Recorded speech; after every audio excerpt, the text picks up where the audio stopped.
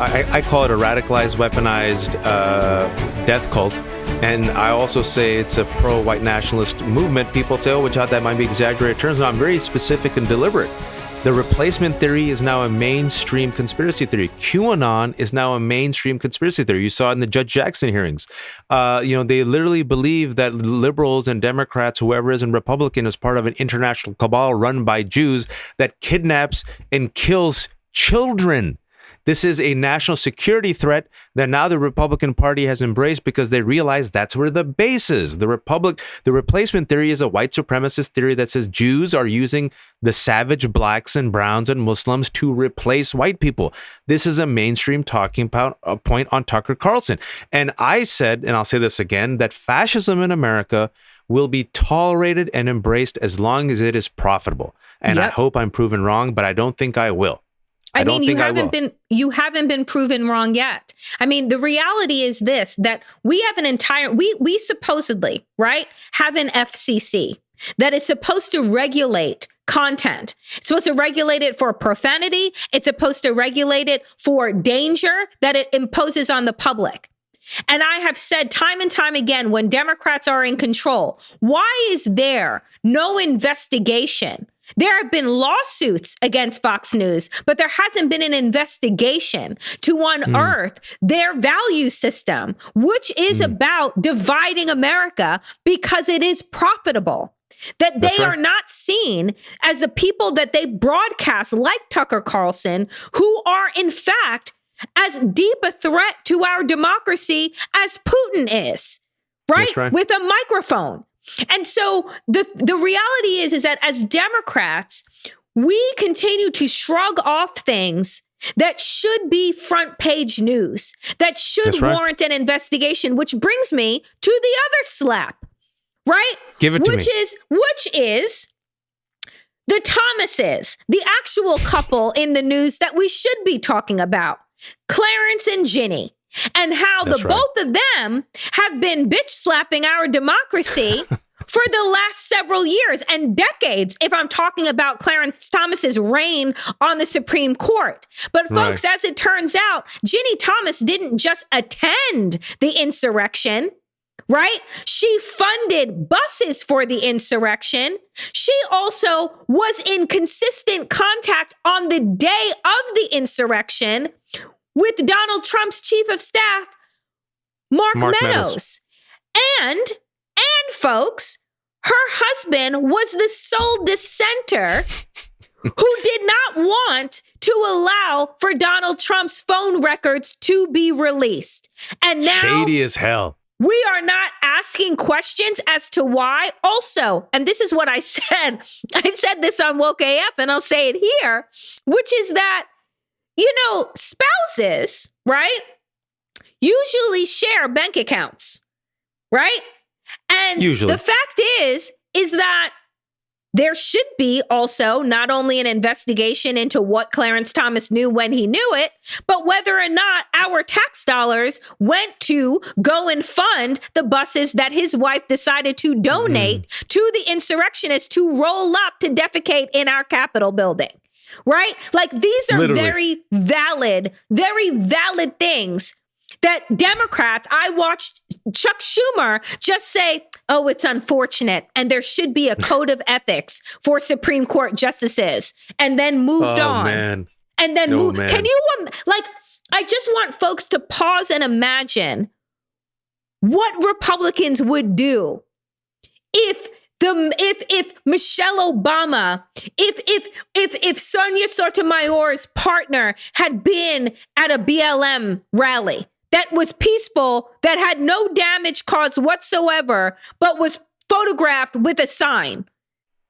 Oh yeah. Or remember that brief meeting on the tarmac between the Attorney General and the president, and they made it news. Yeah. It was like a 5-minute meet and greet. Loretta Lynch. Yes. Yeah. It wasn't and they even went crazy. 5 minutes. Mm-hmm. Like a brief, it was like 2 minutes. Like, what do they talk about? Impropriety, this bias. And I'm like, oh my, look at the Democrats. And you mentioned this bitch slap in front of our faces actively as Ginny Thomas. And I've been tweeting about her for a while because there was an article that came out in the New York Times last year that showed that a year and a half ago, that Donald Trump relied upon Ginny Thomas and others for advice on how to purge his administration of those people who were not loyal soldiers.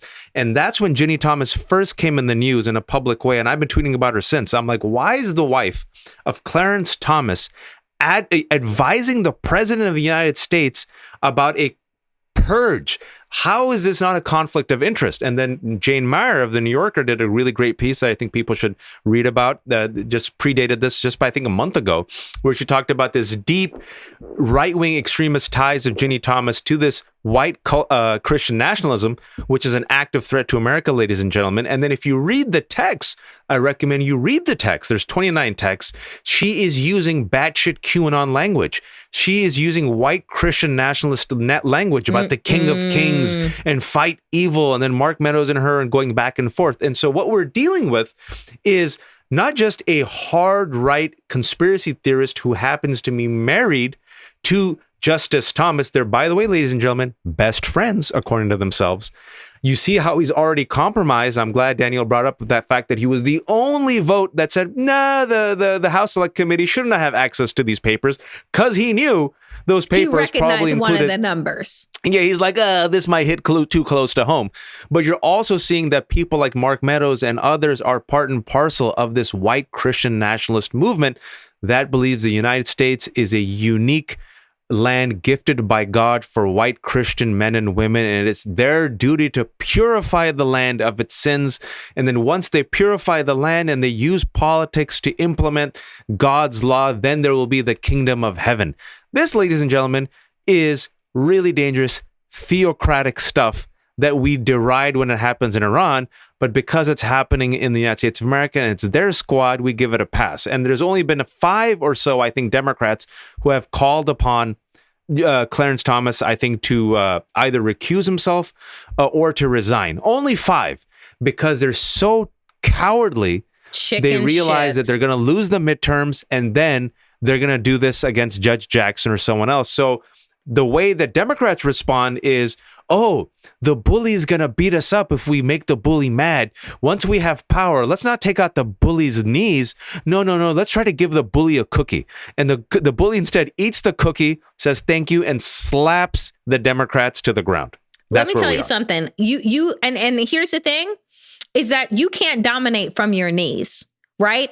And that is where Democrats' activation point is from their knees, right? Like you, begging as they're in power. Don't hurt me. Don't see me. Don't do anything. And then they'll turn around and be like, well, we didn't do that to you. Well, I don't know how many times Republicans have told you we are not your friend. Not only are we not your friend, we wanted to build a guillotine to hang our own vice president of the United States. That's how little we thought about his ass. So what do you think that we think about y'all? We were ready to kill his ass. We were ready to kill Mike Pence, the whitest, most Christian man on earth, who was the vice president of Donald Trump, who sold his soul because he thought he'd become president. We were ready to kill him.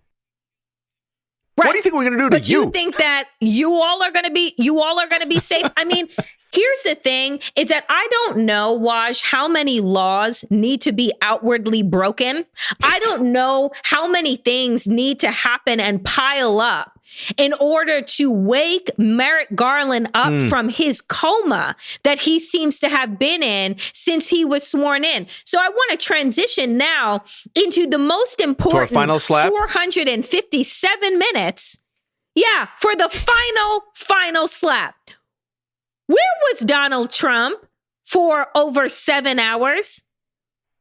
During the insurrection, where the White House logs seemed to be empty of phone calls, but over the 500 people that sat for interviews with the House investigation into 1-6, that all of them said that they spoke to Donald Trump at one time or another, but there is no record of said conversations, and that Donald Trump himself said, I don't know what a burner phone is. I've never seen a burner phone, which in fact means that he has a drawer full of burner fucking phones. Senator Lee, Kevin McCarthy, Jim Jordan. These are all just the people that we know talk to him. And Hawley, Mitch McConnell, and Ginny Thomas, maybe, who you don't know.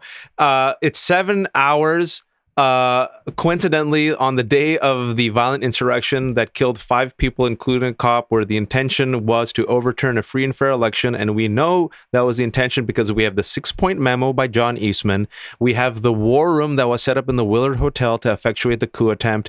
We have phone calls and texts. There was a slideshow that they were passing around, and you got Donald Trump basically admitting it, and you had the people actually come to the Capitol, overtake the Capitol, defecate on the Capitol, and try to hunt down Mike Pence and Nancy Pelosi. And now they're saying, we're going to basically do our coup. We're going to reject the electors and put in our own slate of electors. And they're promoting the big lie. Yes, all of that. 7.5 hours worth of transcripts on that day, conveniently missing.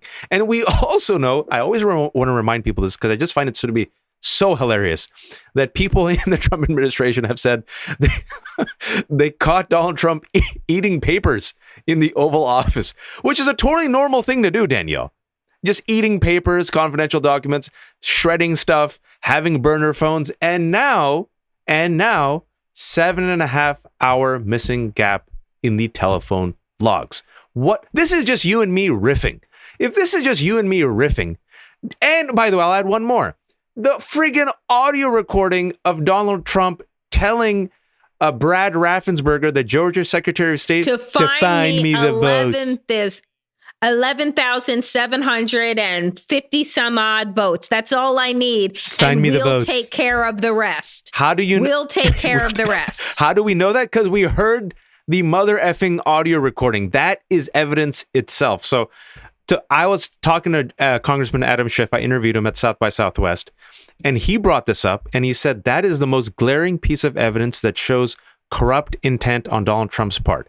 He said to me, I do not understand why the Justice Department is not leading criminal investigations. So the biggest slap to the face is Merrick Garland's slap to the rest of us who came out to vote for Biden. Because look, the judge who there was a judge this week in California, Danielle, the federal judge, who said it looks like Donald Trump and John Eastman were committing a crime. A judge said committing crimes. Yeah. Mm-hmm. There was the evidence that you and I just mentioned, the telephone log. Yet a judge or the House Select Committee cannot start a criminal proceeding. You and I cannot, Danielle. It belongs to the Justice Department. So the biggest slap in the face is Merrick Garland's slap to the rest of us, it seems.